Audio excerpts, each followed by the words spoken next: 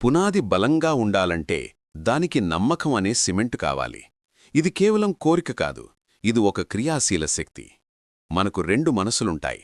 ఒకటి చేతన మనస్సు అంటే కాన్షియస్ మైండ్, ఇది తర్కిస్తుంది, ఆలోచిస్తుంది. రెండవది ఉపచేతన మనస్సు అంటే సబ్కాన్షియస్ మైండ్, ఇది చాలా శక్తివంతమైనది.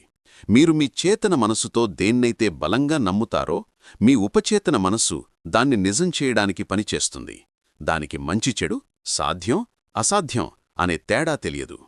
మీరు ఇచ్చే ఆదేశాలను గుడ్డిగా పాటిస్తుంది. అందుకే మీ లక్ష్యాలను నిజం చేసుకోవడానికి కొన్ని పద్ధతులున్నాయి. ఒకటి, విజువలైజేషన్ అంటే మీరు సాధించాలనుకున్నది ఇప్పటికే సాధించినట్లుగా మీ మనసులో ఒక స్పష్టమైన చిత్రాన్ని ఊహించుకోవడం. ఆ విజయాన్ని మీ 5 ఇంద్రియాలతో అనుభూతి చెందడం. మన మెదడుకు నిజమైన అనుభవానికి, బలంగా ఊహించిన అనుభవానికి మధ్య తేడా తెలియదు. 2, ధృవీకరణలు అంటే అఫర్మేషన్స్.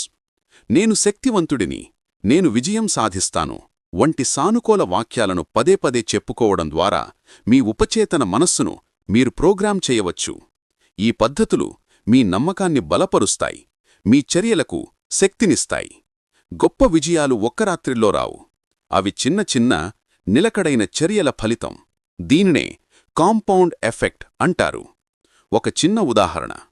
మీకు 2 ఆప్షన్లిస్తే, ఒకటి వెంటనే 3 కోట్ల రూపాయలు తీసుకోవడం, రెండవది ఈరోజు 1 పైసా తీసుకుని దాన్ని 31 రోజులపాటు ప్రతిరోజు రెట్టింపు చేయడం. మీరు ఏది ఎంచుకుంటారు? చాలామంది 3 కోట్లు ఎంచుకుంటారు. కాని రెట్టింపు అయ్యే పైసా 31వ రోజుకి 10 కోట్ల కంటే ఎక్కువ అవుతుంది. ఇదే కాంపౌండ్ ఎఫెక్ట్ యొక్క మ్యాజిక్. ప్రారంభంలో ఫలితాలు చాలా చిన్నవిగా కనిపించవచ్చు.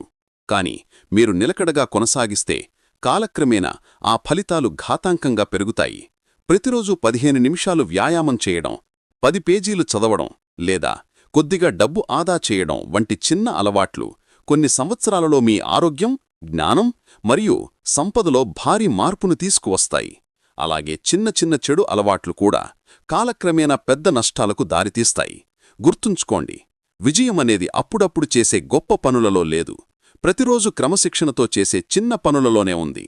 ప్రఖ్యాత రచయిత జేమ్స్ ఆలెన్ మన మనస్సును ఒక తోటతో పోల్చారు. మీరు మంచి విత్తనాలు అంటే సానుకూల ఆలోచనలు నాటితే అందమైన పువ్వులు, ఫలాలు వస్తాయి. ఏమీ నాటకుండా వదిలేస్తే కలుపు మొక్కలు అంటే ప్రతికూల ఆలోచనలు మొలుస్తాయి. మీరు మీ మానసిక తోటకి యజమాని. ఏ ఆలోచనలను పెంచాలి, ఏ ఆలోచనలను తీసివేయాలి అనేది మీ చేతుల్లోనే ఉంది. మన ఆలోచనలే మన చర్యలుగా మారుతాయి, మన చర్యలే మన అలవాట్లుగా మారుతాయి, మన అలవాట్లే మన శీలము అవుతాయి, మన శీలమే మన విధిని నిర్దేశిస్తుంది. అంటే మీ ప్రస్తుత పరిస్థితులకు కారణం మీ గత ఆలోచనలే. మీరు మీ భవిష్యత్తును మార్చుకోవాలంటే మీరు మీ ప్రస్తుత ఆలోచనలను మార్చుకోవాలి. మీ ఆలోచనల శక్తిని నియంత్రించడం ద్వారా మీరు మీ ప్రపంచాన్ని నియంత్రించవచ్చు.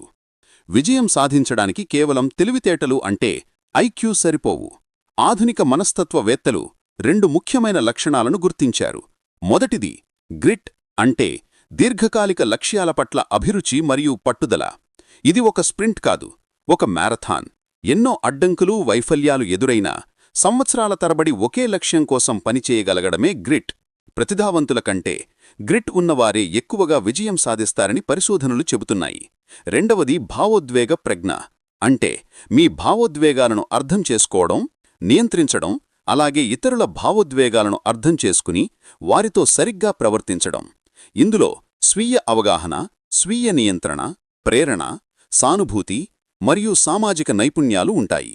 ఉన్నత స్థాయిలో విజయం సాధించడానికి ఐక్యూ కన్నా ఈఐ చాలా ముఖ్యం. మంచి విషయం ఏమిటంటే గ్రిట్ మరియు ఎమోషనల్ ఇంటెలిజెన్స్ 2 పుట్టుకతో వచ్చేవి కావు. వాటిని మనం నేర్చుకోవచ్చు, అభివృద్ధి చేసుకోవచ్చు.